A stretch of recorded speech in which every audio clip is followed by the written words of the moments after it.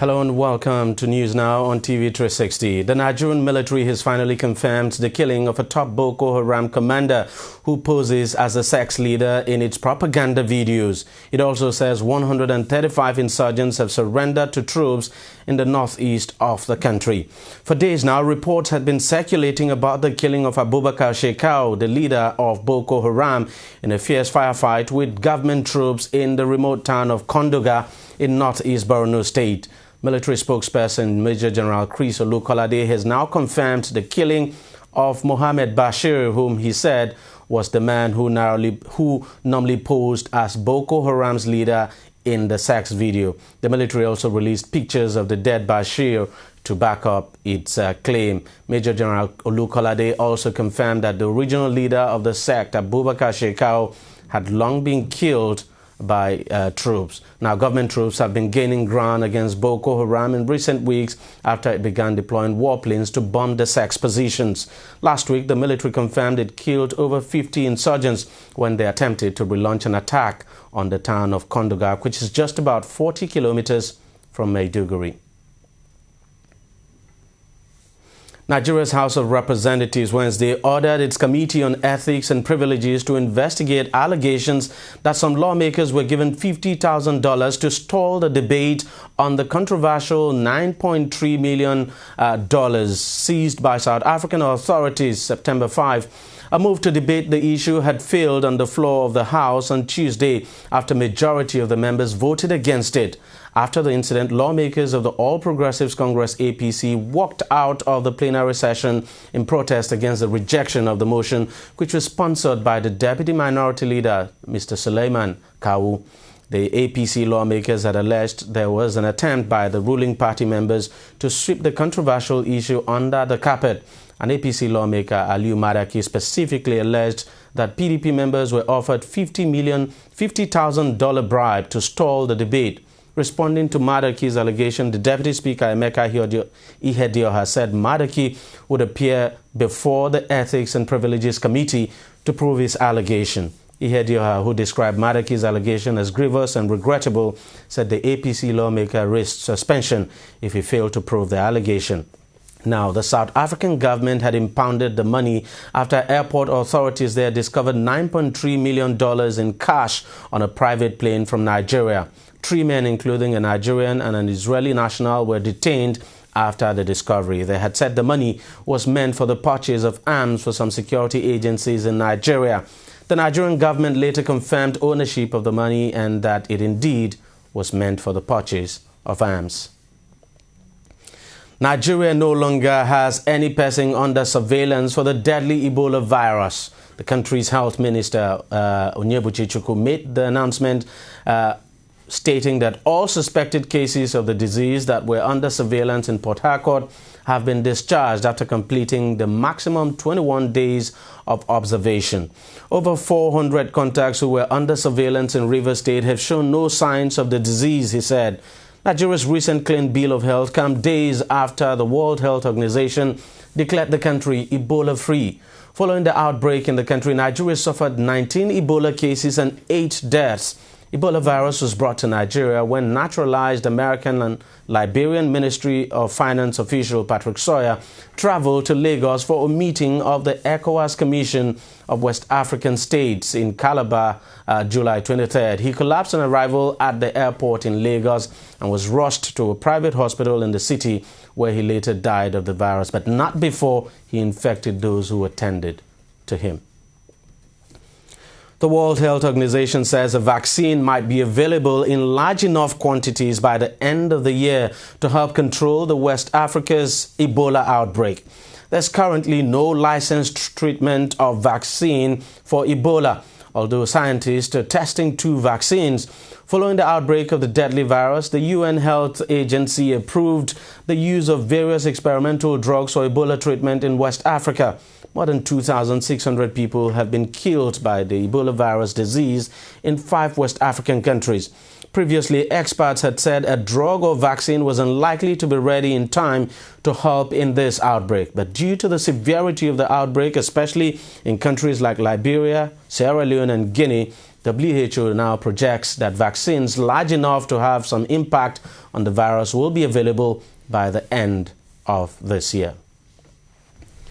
To politics now. Obviously, this may not come as a surprise, but former Vice President of Nigeria, Atiku Abubakar, has formally declared his intention to run for the presidential race in the country in the 2015 election. Atiku said he would be contesting under the platform of the All Progressives Congress APC, but he still has to win the party's primary scheduled for later this year before he could become candidate under APC. The former VP, who addressed a crowd of his supporters in Abuja Wednesday, said he was committed to building a new Nigeria where there would be zero tolerance for corruption and nepotism. He said if elected president in 2015, he would assemble the best brains in the country and provide the political will needed to move the country forward. Now, he's likely to square it out now for the party's presidential ticket with former head of state Muhammadu Buhari, who is expected to announce his intention to contest soon.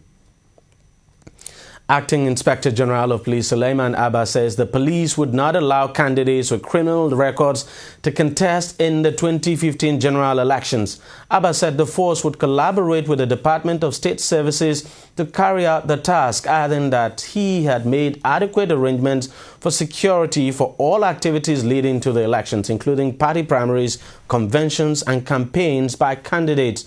Addressing senior officers, including Deputy Inspectors General of Police, Assistant Inspectors General of Police, and Command Commissioners of Police at a meeting to strategize on the 2015 election at the Force Headquarters Abuja Wednesday, the IG said the police would ensure tight security for the elections and the electorates.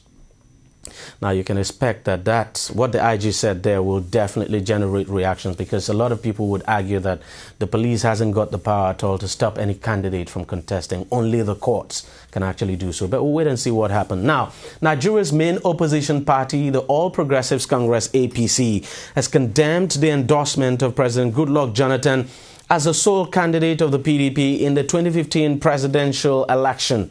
The party, in a statement Wednesday by its spokesperson Lai Mohammed, described the move by the PDP as, quote, mockery of democracy. APC accused the People's Democratic Party of being hypocritical and always eager to accuse other political parties of lacking in internal democracy. The APC spokesman said even though endorsements are part and parcel of democracy, they were never done to the exclusion of other candidates. He said the price being paid for Jonathan's endorsement by Nigeria is simply too heavy. The opposition party said President Jonathan had simply desecrated the democratic system in the country, all in a bid for re-election in 2015. Now, the United Nations Educational, Scientific and Cultural Organization, UNESCO, has developed a curriculum to encourage more women participation in Nigeria's 2015 general elections. The project is aimed at ensuring women at all levels actively participate in politics and stir a change in people's minds to accept women in leadership positions come 2015. Speaking with journalists in Abuja Wednesday, UNESCO lead consultant Dr. Adelaide Sose explained the purpose of the curriculum, saying West Africa and indeed the African continent have had the problem of having women in leadership positions. The curriculum also aims at encouraging and stimulating young women in schools to aspire to leadership positions in all sectors of the economy. We'll take a short break here, and News Now will be back very shortly. What up, y'all? They call me Ice Prince of Manny. My name is Femi Anikula Kukuti. Hi, my name is Kwame. Oluwakemi. Grace Isugekbe. This is Phil. My name is Obo, President of the Musicians Union of Ghana. Oma Wonder. K1 the Ultimate, the king of Fiji music. Two-Face Idibia, Nel Oliver, Beninois. My name is Elisa. It's T-Mac Omashola Easily. It's Shoals from Classic FM 97.3. My name is Dario Adene. And this is All African Music Awards. Afrima. Afrima. Afrima. Afrima. Afrima. Afrima, yeah. Afrima. Afrima. Afrima. Enjoy. Afrima, let's go. Make sure you be there. Olamide Badu is going to be there. You already know. Coming, going down November 9th in Lagos. And this is bringing the whole of Africa together in one booth. If you miss it, lend your song.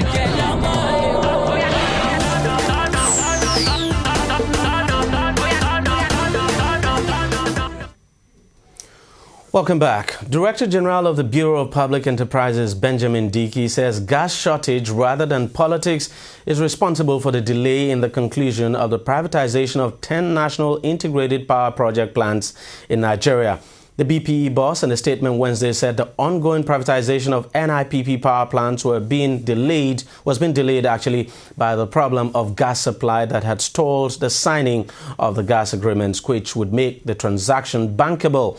He stated that concerted efforts were being made to secure reliable gas supply that would enable the signing of the gas agreements necessary to proceed with the process of privatization of the NIPP plants. Dickey also put the capital expenditure needs of the 11 distribution companies that were privatized last year at around $1.8 billion for the next 5 years, an average of about $360 million per annum. Now, you all know him, Anthony Olarawaju Awotesi, better known as Tony Tetwila, has for a very long time faded from the Nigerian music scene. I have actually been wondering myself. Well, he's now launching a comeback, not to the music scene, but to politics. Tetwila is the latest entertainer to jump into politics. Now, Tetwila formally declared his intention to run for Kwara State House of Assembly to represent a Rekbodun local government area under the platform of All Progressives Congress APC. About 12 or 13 years ago, Tony Tetwila was one of Nigeria's hottest musicians.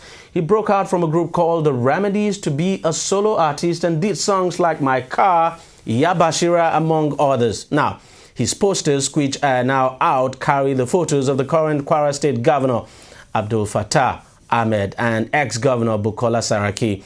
He now joins the likes of Desmond Elliott, Kate Henshaw, Julius Ago, and singer Nice, who are all in the running for various political positions in their states. Well, not a bad one. Musicians, entertainers going into politics. Well, let's just hope they make it and cause the change that people actually want. Now, the United States military Wednesday confirmed it had launched 5 more airstrikes targeting Islamic State in Syria and Iraq in the latest round of attacks on the militant groups. The latest strikes on Tuesday and Wednesday destroyed 2 Islamic State armed vehicles, 8 other vehicles, a weapons cache, and fighting positions, the statement said. While the United States has launched nearly 200 strikes in Iraq in recent weeks, this week's campaign opens a new front in Syria and thrusts Washington into the country's 3-year civil war. The first strikes in Syria were carried out with the help of actually 5 Arab nations. So far, 20 airstrikes have been launched across Syria, targeting Islamic State Central Command said.